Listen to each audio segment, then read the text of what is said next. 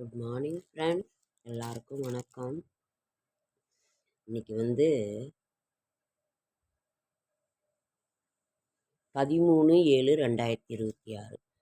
இப்போ தெரியுதா? 13/7/2026 திங்கக்கிழமை.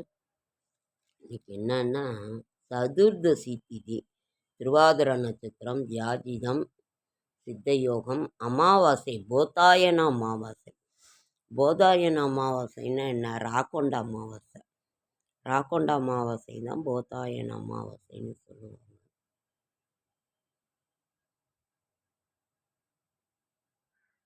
ராகு காலம் 7:30 to 9, குளிகன் 1:30 to 3, யமகண்டம் 10:30 to 12.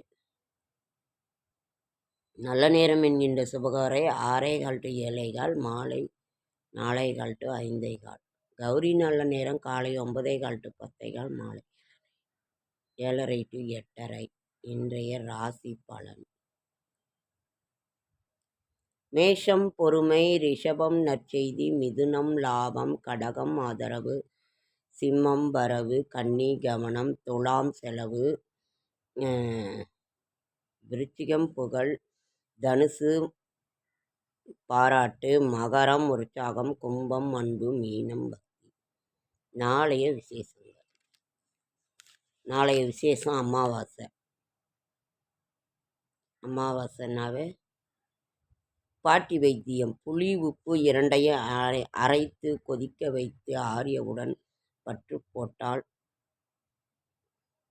சுளுக்கு மறையுமா. ஒன்றுபட்டால் உண்டு வாழ்வு, ஒற்றுமையின் தாழ்வு. நாளைக்கு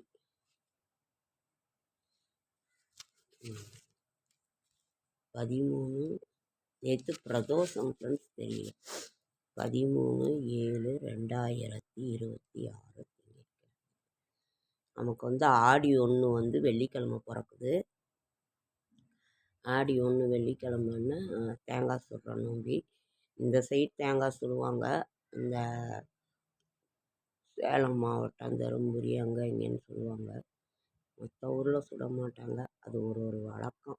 இருக்கிறவங்க தான் செய்வாங்க. தேங்காய் சுடுறது, இளநியாக தேங்காயை எடுத்து அதில் இருக்கிற தண்ணியை எடுத்துட்டு எப்படி தேங்காய் சுடணும்னு தெரியும். இளநியாக கொஞ்சம் தேங்காய், ஏன்னா முத்தைக்காயாக வாங்க முடியாது, வாங்கினா நல்லா இருக்காது. இளநியாக தேங்காய் எடுத்து வெள்ளோட்டு காயாக அதில் இருக்க குத்தி தண்ணி எடுத்துட்டு பலதானியம் போடுவாங்க. அவல், சர்க்கரை, பொட்டுக்கடல, பாசிப்பருப்பு, நாட்டு சர்க்கரை, இதெல்லாம் கலந்து ஒருத்தர் மிக்சியில் அரைப்பாங்க. ஏன்னா அப்போ தான் மாவு மாதிரி இருக்கும். எல்லாம் மிக்சியில் அரைச்சி அந்த பலதானியம் முக்கால்வாசி போட்டு கால்வாசி தண்ணியை ஊற்றி நல்லா குச்சி நட்டு, இப்போல்லாம் எங்கேயும் ஃப்ரெண்ட்ஸ் அழிஞ்சு குச்சி வர்றதில்ல. அந்த குச்சி ஒன்று 10 ரூபா 15 ரூபாங்கிறாங்க. ஒரு நேரம் 20 ரூபான்னு கூட சொல்கிறாங்க. அந்த குச்சி இது பண்ணி மஞ்சள் தடவி தேங்காய் சுடு. அப்போல்லாம் தெருவே சுடுவாங்க. எல்லாம் குப்பையை அள்ளி போட்டு தெருவே சுட்டுட்டு போய் பிள்ளையார் கோயிலில் உடச்சிக்கிட்டு வருவாங்க. பிள்ளையாருக்கு உடச்சிக்கிட்டு வந்துட்டு அதுக்கப்புறம் எல்லோரும் சாப்பிடுவாங்க. ரொம்ப நல்லாயிருக்கும். இளநீ தேங்காய் தான் இது பண்ணுவாங்க. முத்தைக்காய் போட மாட்டாங்க. தேங்காய் சுடுறது போட்டால் சூப்பர் டேஸ்ட்டாக இருக்கும். அது ஒருத்தருக்கு மறாவது நாள் சாயங்காலம் லேட்டாக சுட்டால் காலையில் வரைக்கும் இருக்கும். அதுக்கப்புறம் இருக்காது. அது சுடுவாங்க. இதுதான் வழக்கம். ஒரு ஊரில் ஒரு வீட்டில் சுடுவாங்க, ஒரு இதில் சுட மாட்டாங்க. ஒருத்தர் எல்லாம் வீட்டுக்கு ஒரு பிள்ளைங்க இருந்துச்சுன்னா எல்லாத்துக்கும் ஆளுக்கு ஒன்று மொத்த 5 காய் 7 காய் சுடுவாங்க. எங்கள் வீட்டில் 5 காய் சுடுவாங்க. நாங்கள் வந்து அப்போ 4 பிள்ளைங்க இருந்தோம். 5 பிள்ளைங்க அந்த மாதிரி சுடுவாங்க.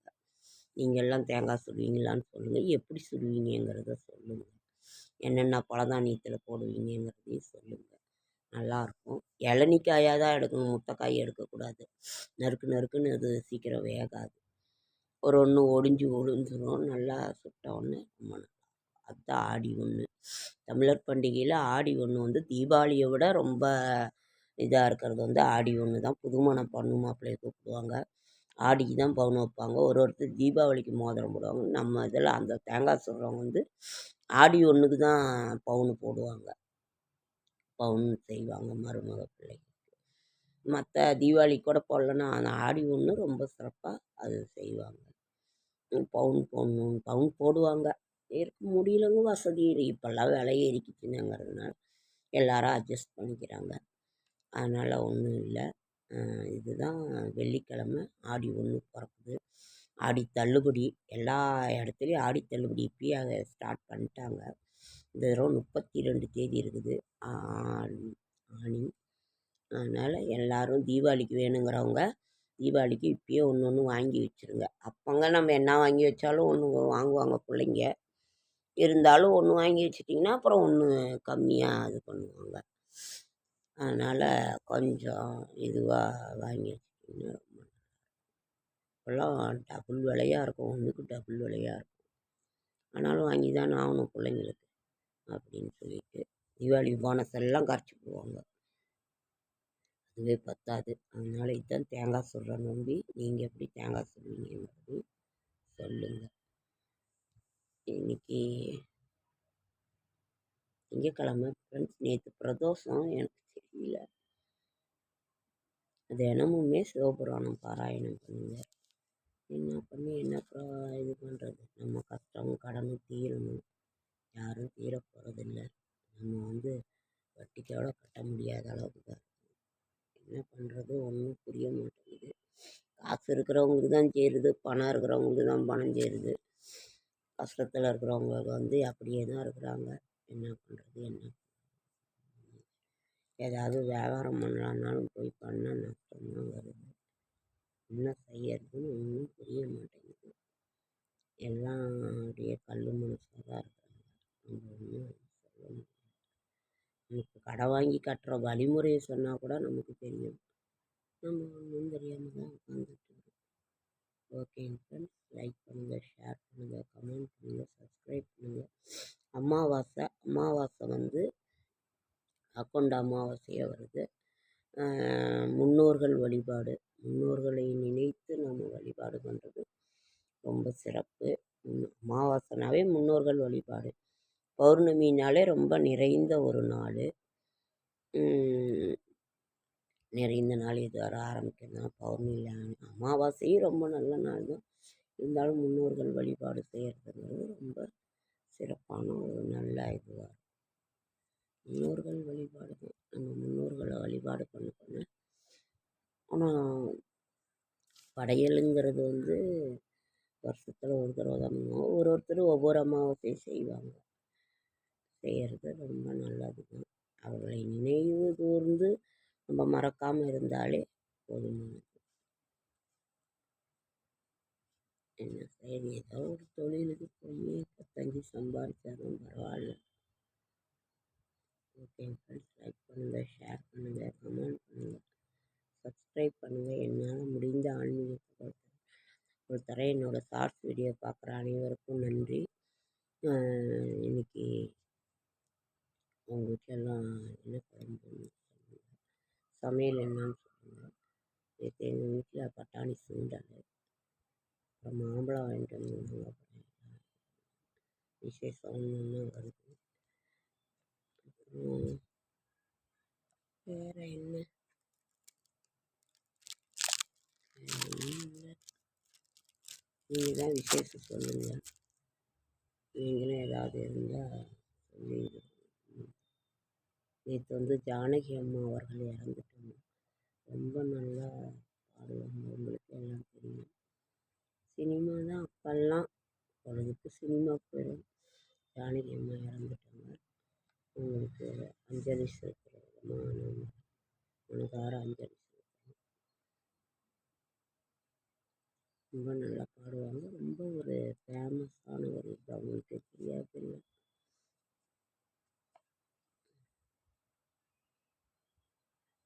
நமக்கு என்ன ஒரு இது, 15 காசு வருமானம் வந்தால் தான் நமக்கு சந்தோஷம்.